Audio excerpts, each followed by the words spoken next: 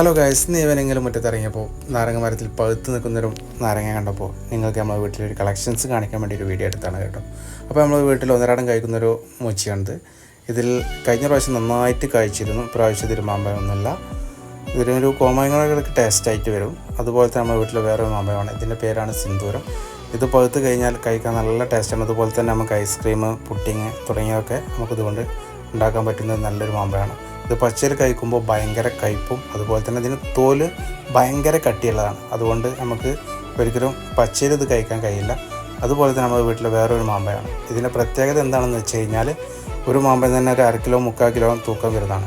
പക്ഷെ ഇതുവരെ നമുക്കിത് പഴുത്ത് നല്ലപോലെ കഴിക്കാൻ കഴിഞ്ഞിട്ടില്ല. അതിൻ്റെ കാരണം എന്താണെന്ന് വെച്ചിട്ടുണ്ടെങ്കിൽ ഇത് പഴുക്കുമ്പോഴത്തേന് ഇതിൽ പുഴുക്കൾ വരികയാണ്.